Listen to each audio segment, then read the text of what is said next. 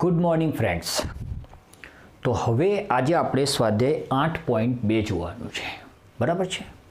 હવે 8.2નો આજે દાખલો છે, એમાં કીધું છે કિંમત શોધો. સાઇન 60 અંશ, કોસ 30 અંશ પ્લસ સાઇન 30 અંશ અને કોસ 60 અંશ. હવે સર આની કિંમત ક્યાંથી લાવીશું આપણે?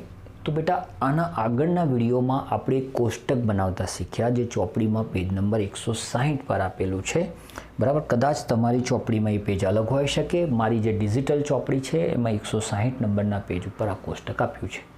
તો આ કોષ્ટકમાંથી તમારે જે મૂલ્યો છે મૂલ્યોનો ઉપયોગ કરીને ગણતરી કરવાની છે. 8.2ના દરેકે દરેક દાખલા આ કોષ્ટક પર આધારિત છે. ઓકે, તો ચલો આપણું જે કોષ્ટક છે એમાં આપણે પહેલું શોધવાનું છે સાઇન 60નું મૂલ્ય. હવે સાઇન 60નું મૂલ્ય આપ જોઈ શકો છો. સાઇન 60નું મૂલ્ય વર્ગમૂળમાં 3/2. તો આપણે અહીંયા પહેલું લઈશું વર્ગમૂળમાં 3/2, ઓકે, ગુણ્યા કોસ 30નું મૂલ્ય. હવે આ કોસ છે, આ 30 છે, એનું મૂલ્ય પણ વર્ગમૂળમાં 3/2 થાય છે, બરાબર છે. તો આપણે અહીંયા લઈશું વર્ગમૂળમાં 3/2, બરાબર છે. સાઇન 30નું મૂલ્ય ફરીથી કોષ્ટકનો ઉપયોગ કરીશું. સાઇન 30નું મૂલ્ય, સાઇન 30નું મૂલ્ય છે 1/2 અને કોસ 60નું મૂલ્ય છે 1/2. તો જો મેં બંને મૂલ્યો લઈ લીધા છે. સાઇન 30નું મૂલ્ય હતું 1/2 અને કોસ 60નું મૂલ્ય પણ હતું 1/2. બસ હવે આને આપણે ગણતરી કરી લઈએ. તો વર્ગમૂળમાં 3 ગુણ્યા વર્ગમૂળમાં 3 થઈ જશે 3 અને 2 ગુણ્યા 2 થઈ જશે 4, ઓકે. અને 1 ગુણ્યા 1 થઈ જશે 1 અને 2 ગુણ્યા 2 થઈ જશે 4. ચલો, બંનેના છેદ કેવા છે? સરખા છે. તો છેદ સરખા છે તો લસા લઈ લઈએ 4 અને અંશ 3 વત્તા 1, 3 ને 1 કેટલા થશે? 4/4. 4 ને 4 વડે ભાગીશું તો 1 આવશે. આ દાખલો પૂરો થઈ ગયો? યસ બેટા, આ દાખલો પૂરો થઈ ગયો. તો આ તો સર બહુ સિમ્પલ છે. સિમ્પલ ત્યારે છે જ્યારે તમને કોષ્ટક પરફેક્ટ બનાવતા આવડતું હશે, ઓકે. તો આ રીતે આ દાખલો ગણવાનો. તો ચલો બીજા દાખલાઓ પણ કંઈક આવા જ છે, જોઈએ. જોઈ લો, 10² 45. હવે આ દાખલો કેવી રીતે ગણીશું? તો 2m ના m. હવે 1045નું મૂલ્ય પહેલાં તમારે લાવવાનું છે. મને યાદ જ છે 1 થાય અને એનો સ્ક્વેર કરવાનો છે, કેમ કે અહીંયા પણ સ્ક્વેર આપ્યો છે. ચલો, કોસ 30નું મૂલ્ય. હવે કોસ 30નું મૂલ્ય તમે જો, કોસ 30નું મૂલ્ય છે √3/2. તો અહીંયા √3/2નો સ્ક્વેર થશે અને સાઇન 60નું મૂલ્ય પણ એ જ થશે, √3/2, બરાબર છે. ચલો સર, 1નો સ્ક્વેર થાય 1, વર્ગમૂળમાં 3નો સ્ક્વેર થાય 3, 2નો સ્ક્વેર થાય 4, વર્ગમૂળમાં 3નો સ્ક્વેર થાય 3, 2નો સ્ક્વેર થાય 4, 2 એકા 2 અને આ 2 તો સર એમને મૂડી જાય છે. તો સર આ તો બહુ જ સિમ્પલ દાખલા છે. મેં પહેલાં જ કહ્યું હતું તમને, ત્રિકોણમિતિ બિલકુલ મેં કહ્યું જ નહોતું ખરેખર. તો મેં એવું કહ્યું હતું કે તમે જોતા જાઓ, તમને પોતાને ખબર પડશે કે ઇઝી છે કે અઘરું છે, બરાબર. અને આ તમે જોઈ શકો છો કેટલું સિમ્પલ છે ત્રિકોણમિતિ.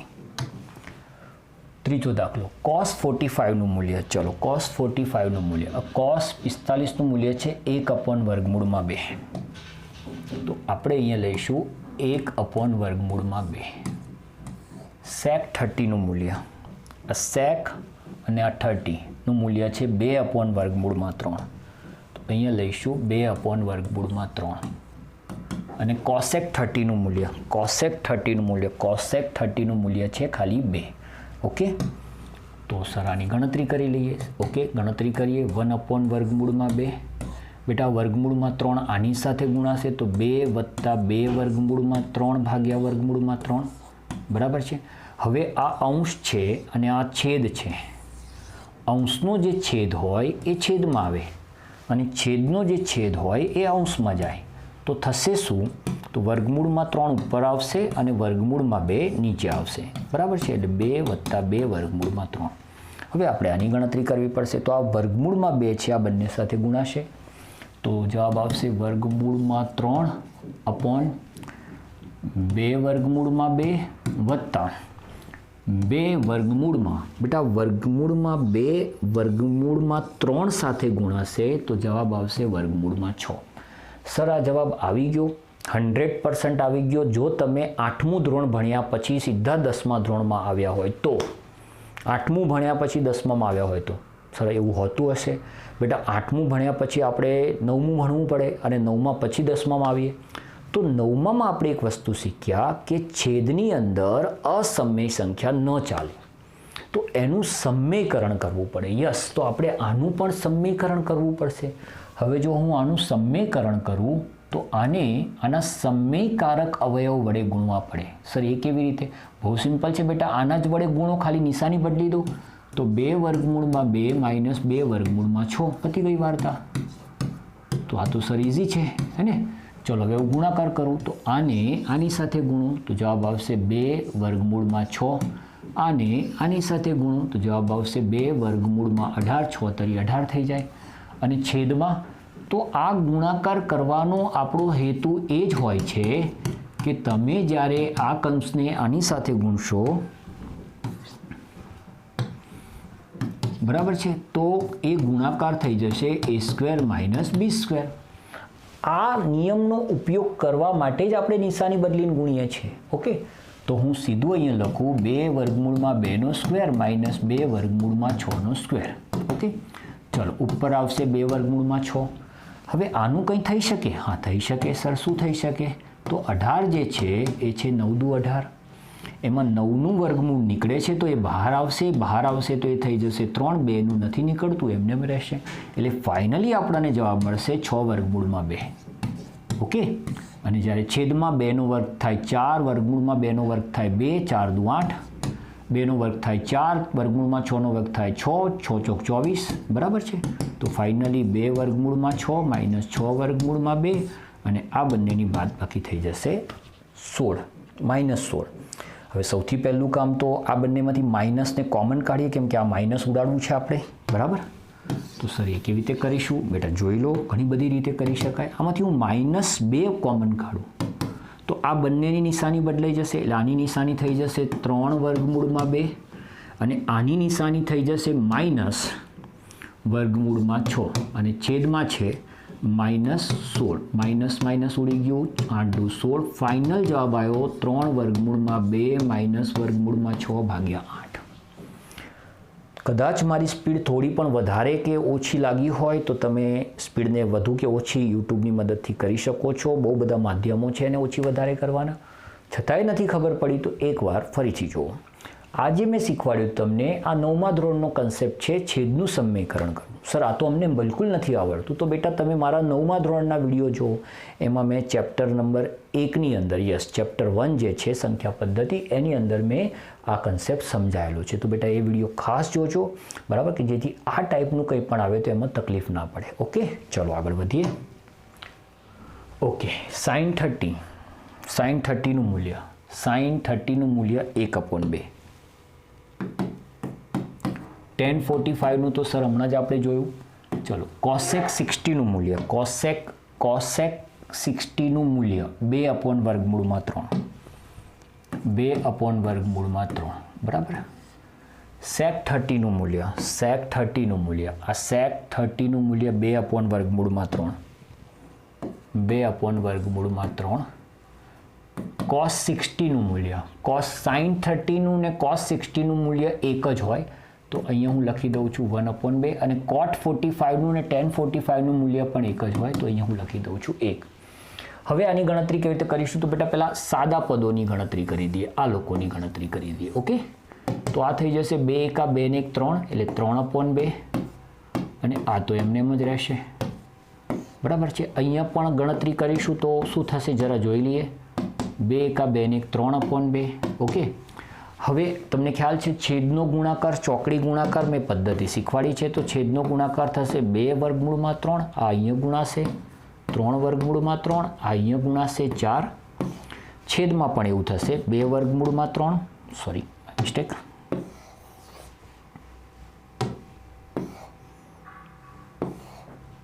2/3, આ અહીંયા ગુણાશે 4, આ અહીંયા ગુણાશે 3/3, બરાબર છે. બંનેના છેદ સરખા હોવાથી તમે ઉડાઈ શકો છો. એટલે જવાબ આવશે 3/3 -4 અપોન 4 વત્તા 3/3. ઓકે, હવે પેલું છેદનું સમીકરણ મેં હમણાં જ શીખવાડ્યું તમને. તો સર આપણે એક કામ કરીએ, પહેલાં આ બંનેને પ્રોપર કરી દઈએ. તો 3 વર્ગમૂળમાં 3 -4 અને 3 વર્ગમૂળમાં 3 +4. શું કર્યું સર? બેટા આ બે પદનો ક્રમ બદલી દીધો, આને આગળ લાવી દીધું અને પાછળ લઈ લીધું. કેમ સર? જનરલી મોટું પદ આગળ, નાનું પદ પાછળ હોય. સર 3 તો 4 કરતાં નાના છે બેટા, એકલા 3 નથી, 3 વર્ગમૂળમાં 3 છે, એટલે આ પદ મોટું છે, આ નાનું છે. ઓકે, હવે આને આપણે ગુણીએ કોના વડે? તો 3 વર્ગમૂળમાં 3 -4 વડે ગુણી દઈએ. એનો સમયકારક અવયવ, આ જે નિશાની છે પ્લસ, એની નિશાની બદલીને ઉપર નીચે ગુણ્યું તો ઉપર થઈ જશે 3 વર્ગમૂળમાં 3 -4નો વર્ગ અને નીચે થશે 3 વર્ગમૂળમાં 3નો વર્ગ -4નો વર્ગ. સર શું ઊંધું ઊંધું લખ્યું તમે? બેટા તમે જુઓ, આ બંને સરખા છે, બરાબર છે. આ પદ અને આ પદ સંપૂર્ણ સરખા છે, તો બંનેનો વર્ગ સીધો લખી દીધો. જ્યારે આમાં બંને પદો સરખા છે, નિશાની અલગ અલગ છે, તો પેલો a² - b² વાળો નિયમ લાગુ પડ્યો, a² - b².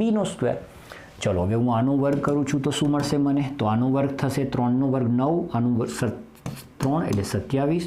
આ બધાનો ગુણાકાર 4 × 3 = 12, 24 વર્ગમૂળમાં 3 અને 4નો વર્ગ થશે 16.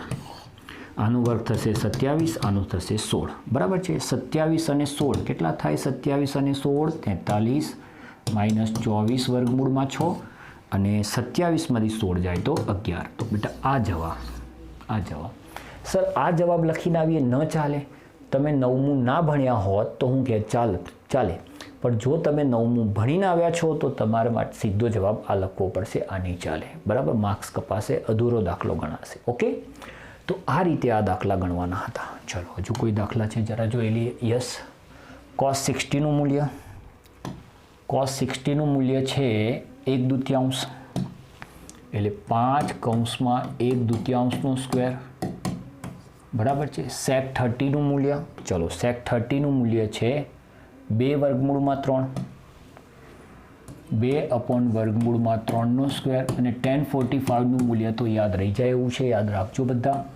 બરાબર છે. sin 30નું મૂલ્ય જરા જોઈ લઈએ. sin 30નું મૂલ્ય 1/2 અને cos 60નું મૂલ્ય પણ 1/2. તો 1/2 ના, cos 35નું મૂલ્ય શોધવાનું, 30નું મૂલ્ય શોધવાનું છે √3/2.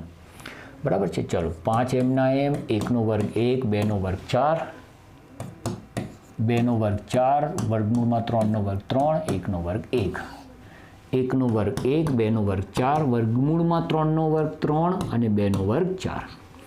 ફાઇનલ ગણતરી કરીએ તો 5 × 1 = 5 / 4, 4 × 4 = 16 / 3 અને -1.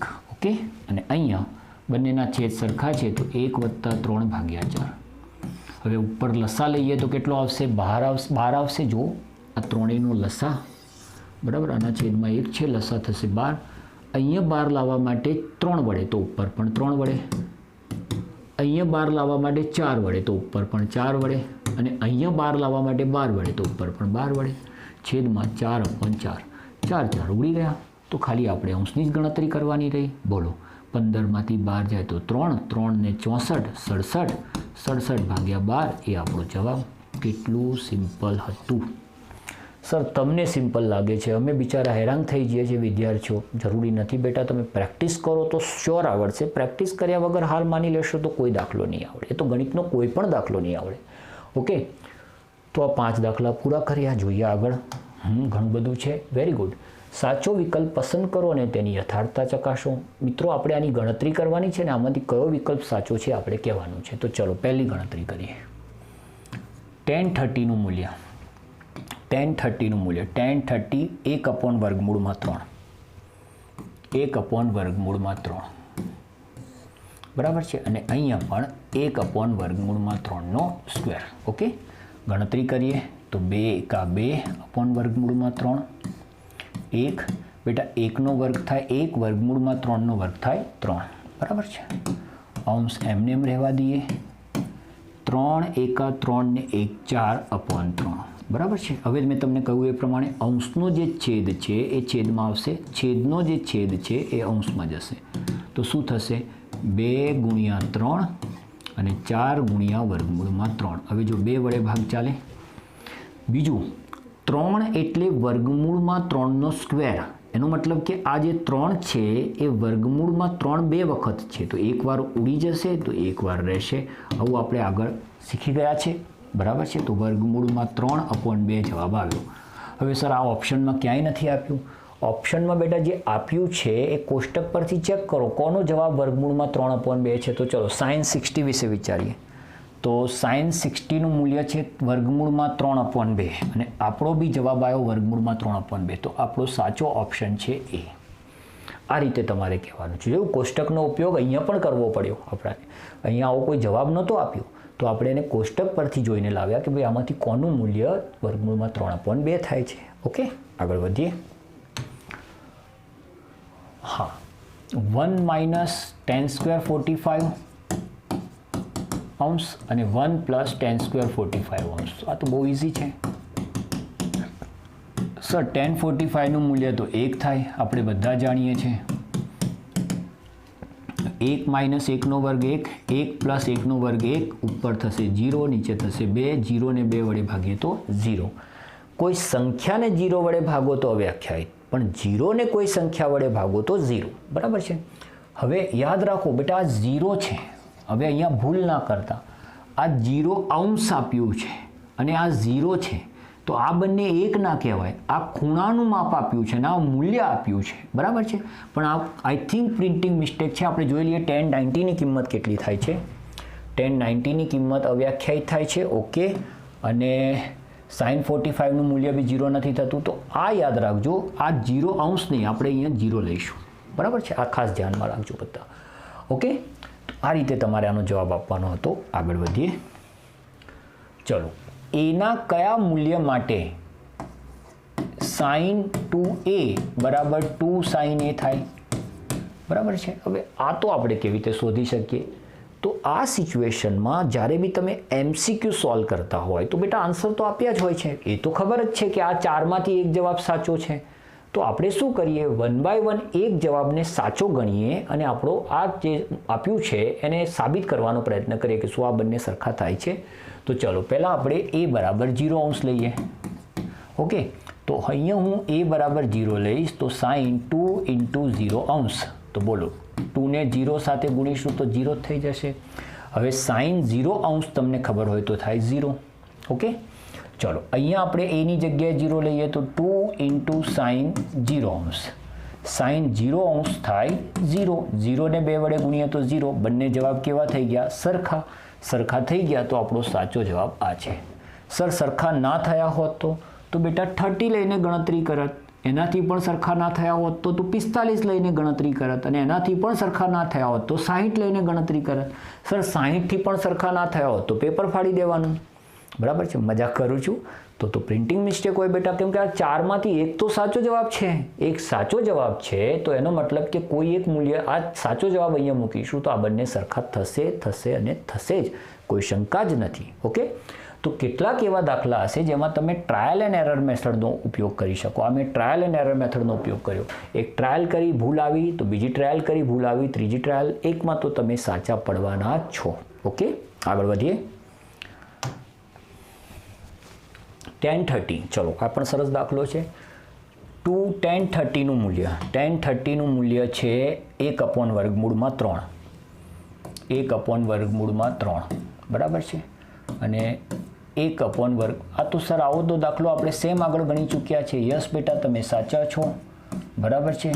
1/3, 3 × 3માંથી 1 જાય તો 2, 2/3, બરાબર છે. તગડો ઉપર, √3 નીચે, તો 2 × 3 અને 2 × √3. 2 શું થઈ જાય? ઉડી જાય. √3 એકવાર ઉડી જાય તો એકવાર રહે, તો √3. હવે આ √3 cos 60નું મૂલ્ય છે, ચેક કરો. cos 60નું મૂલ્ય કેટલું છે? ના, એ નથી. પછી sin 60નું મૂલ્ય છે, જોઈ લો. sin 60નું મૂલ્ય, ના સર એ પણ નથી. પછી tan 60નું મૂલ્ય છે, ચલો એ જોઈ લઈએ. tan 60નું મૂલ્ય છે કે નહીં? હા સર, tan 60નું મૂલ્ય છે. તો એનો મતલબ એ થયો કે આપણો સાચો જવાબ છે tan 60, બરાબર છે. એક તો સાચો હશે, 4માંથી એક તો સાચો હોય, 4 4 ખોટા હોય કે 4 4 સાચા હોય તો પોસિબલ જ નથી. ઓકે, તો એક જે સાચો છે એ જવાબ છે tan 60. ઓકે, ચલો આ ચોથો દાખલો બી કમ્પ્લીટ કર્યો. આગળ વધીએ. ઓકે, દાખલા નંબર 3 આવ્યા, ખાલી જગ્યાઓ પૂરી થઈ, દાખલા નંબર 3 આવ્યા. tan a પ્લસ બી, એટલે કોઈ એક ખૂણો છે a પ્લસ બી જેનું ટેનનું મૂલ્ય છે વર્ગમૂળમાં 3 અને tan a માઇનસ બી, એટલે જો a માઇનસ બીની બાદબાકી કરીએ તો એ જે ખૂણો મળે એનું ટેનનું મૂલ્ય છે 1/√3. a પ્લસ બીનું મૂલ્ય 0 અને 90ની વચ્ચે છે, એટલે કહેવા માંગે છે કે લઘુકોણ છે, બરાબર છે, અને એનું મૂલ્ય બી કરતાં મોટું છે. હવે આ દાખલો કેવી રીતે સોલ્વ કરીશું? તો બહુ સિમ્પલ છે બેટા. તમે ટેનની લાઇનમાં જુઓ કયા ખૂણાનું માપ વર્ગમૂળમાં 3 થાય છે. તો આપણે ટેનની લાઇન જોઈએ તો વર્ગમૂળમાં 3 થાય છે 60 માટે. ઓકે, તો હું અહીંયા એવું કહી શકું કે tan 60 જે છે વર્ગમૂળમાં 3 છે. યસ. અને ટેનની લાઇનમાં જુઓ 1/√3 કોનું માપ થાય છે? તો સર ટેનની લાઇનમાં 1/√3 30 માટે થાય છે. તો અહીંયા હું એવું કહી શકું કે 30 અંશનું માપ છે. તો આનો સીધો મતલબ એ થયો કે a પ્લસ બી જે છે એ 60 અંશ છે બંનેનો સરવાળો, અને a plus B a minus B જે છે એ 30 અંશ છે. સીધો હિસાબ છે. આના બરાબર આ થઈ ગયું અને આના બરાબર આ થઈ ગયું.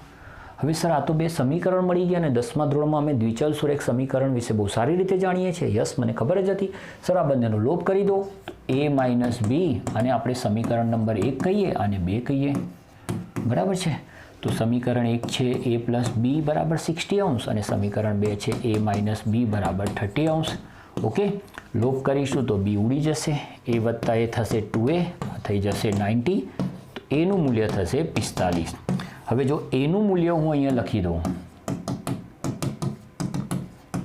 30 પ્લસ છે, આમ આવશે તો માઇનસ થઈ જશે, અને બી માઇનસ છે પેલી બાજુ જશે તો પ્લસ થઈ જશે, તો બી બરાબર આવશે 15 અંશ. લો, આ દાખલો પૂરો થઈ ગયો. એ અને બીનું બંનેનું માપ મળી ગયું. એ બી કરતાં મોટો છે એ પણ પૂરું થઈ ગયું, બરાબર છે. અને એ બીનો સરવાળો તો એ તો કહ્યું તું લઘુકોણ છે, આ બધા લઘુકોણ છે એ બી, બરાબર. આ રીતે આ દાખલો ગણવાનો તો બહુ સાદો અને સિમ્પલ દાખલો હતો. આરામથી ગણી શકો. પરીક્ષામાં ઘણી બધી વાર અત્યાર સુધી પૂછાયેલો છે તો ઇમ્પોર્ટન્ટ પણ છે. આગળ વધીએ. ઓકે, નીચેના વિધાનો સત્ય છે કે અસત્ય તે જણાવો. તમારા જવાબની યથાર્થતા ચકાસો, બરાબર. એ sine a plus B is equal to sine a plus sine B. આગળના એક વિડીયોમાં આપણે ખરા ખોટા જોયા, એમાં મેં તમને પહેલાં જ કહ્યું કે સાઇન એનો મતલબ એ નથી થતો કે સાઇન અને એનો ગુણાકાર. તો આનો કોઈ જેવો મતલબ નથી. તમે જ્યારે એમ લખો છો સાઇન a પ્લસ બી, તો આનો મતલબ એ નથી કે સાઇન અને આ a પ્લસ બીના કૌંસનો ગુણાકાર છે, અને ગુણાકાર હોય તો sine a plus sine B આવું લખી શકાય, પણ એ શક્ય જ નથી. આ ગુણાકાર છે જ નહીં, તો આ રીતે લખી જ ના શકાય. એટલે આ બંને મૂલ્ય સરખા નથી, સમાન નથી. યાદ રાખજો. જેમ જેમ થીટાનું મૂલ્ય વધે તેમ તેમ સાઇન થીટાનું મૂલ્ય વધે છે, બરાબર છે. તો આ મેં તમને સમજાવી દીધું હતું કે જેમ જેમ થીટાનું મૂલ્ય 0 અંશ, 30 અંશ, 45 અંશ, 60 અંશ ને 90 અંશ, બરાબર છે, તો આ મૂલ્ય વધે છે, બરાબર છે. એટલે થીટાનું મૂલ્ય જેમ જેમ વધતું જશે, બરાબર, એમ સાઇન થીટાનું મૂલ્ય પણ શું થતું જશે? વધતું જશે. ઓકે, તો જેમ જેમ થીટાનું મૂલ્ય વધે તેમ સાઇન થીટાનું મૂલ્ય વધે છે. આ વિધાન સાચું છે. પણ હવે એવું કીધું છે કે જેમ જેમ થીટાનું મૂલ્ય વધે તેમ તેમ કોસ થીટાનું મૂલ્ય પણ વધે છે. આ વિધાન ખોટું છે. કેમ કે જેમ જેમ થીટાનું મૂલ્ય વધે છે એમ કોસ થીટાનું મૂલ્ય બેટા શું થાય છે? ઘટે છે, બરાબર. તમે યાદ કરો 4, 3, 2, 1 અને 0. ઓકે, તો આ ખાસ ધ્યાનમાં રાખજો. એક્ઝામ માટે પણ ઇમ્પોર્ટન્ટ છે અને તમારે આ યાદ પણ રાખવાનું છે કે જેમ જેમ થીટાનું મૂલ્ય વધશે એમ સાઇન થીટાનું મૂલ્ય પણ વધશે, અને જેમ જેમ થીટાનું મૂલ્ય વધશે એમ સાઇન કોસ થીટાનું મૂલ્ય ઘટશે. આ ખાસ ધ્યાનમાં રાખજો, બરાબર. જે આપણે કોષ્ટક બનાવતા શીખવાડ્યું ત્યારે મેં તમને સમજાવ્યું હતું. ઓકે, ચલો છેલ્લું, થીટાના દરેક મૂલ્ય માટે સાઇન થીટા અને કોસ થીટા બંને સરખા થાય છે. તો આ તો શક્ય જ નથી. તમે જો આ થીટાના અલગ અલગ મૂલ્ય છે, શું એવું બને છે કે સાઇન થીટા અને કોસ થીટા, આપણે આને એ ના ગણીએ, થીટા ગણીએ, તો સાઇન થીટા અને કોસ થીટા બંને સરખા છે? ના સર, આ બંને પણ સરખા નથી. હા, એક જ એવું મૂલ્ય છે કે જેમાં સાઇન અને કોસ થીટાના મૂલ્ય માટે સરખા થાય છે. કયું મૂલ્ય? 45 અંશ, બરાબર. બાકીના કોઈ મૂલ્ય માટે સમાન થતા નથી. માટે આપેલ વિધાન કેવું છે? તદ્દન ખોટું છે, બરાબર છે. જો એ બરાબર 0 અંશ હોય તો કોટ એ અવ્યાખ્યાયિત થાય છે. કોટ એનું મૂલ્ય આપણે જોઈ લઈએ. આ છે કોટ અને 0 અંશ માટે એ શું આપ્યું છે? અવ્યાખ્યાયિત. અને આપણને કહ્યું છે કોટ 0 અંશ હોય એનું મૂલ્ય 0 અંશ આપ્યું છે. કોટ 0 અંશ માટે શું થાય છે? અવ્યાખ્યાયિત. તો આ વિધાન કેવું છે? સાચું છે. બરાબર. તો તમે જોયું કે આખું ચેપ્ટર 8.2 માત્ર ને માત્ર કોષ્ટક પર આધારિત હતું. કોષ્ટક બહુ જ ઇમ્પોર્ટન્ટ છે. બરાબર છે. આ બનાવતા નહીં આવડે તો 8.2 નહીં આવડે. 8.3માં ને 8.4માં પણ કદાચ આનો ઉપયોગ થઈ શકે. એટલે આ પાક્કું આવડતું હોવું જોઈએ. તો પહેલાં કોષ્ટક બનાવતા શીખી લો, પછી 8.2 પૂરું કરી દો. બરાબર છે. ત્યાં સુધી મળીએ છીએ નવા વિડીયો અને નવા કન્ટેન્ટ સાથે. આવજો. Tata, bye bye. અને હા યાર, લાઈક કરવાનું તો ભૂલશો નહીં. એ તો પહેલાં કરો તમે લોકો. ઓકે, ચાલો.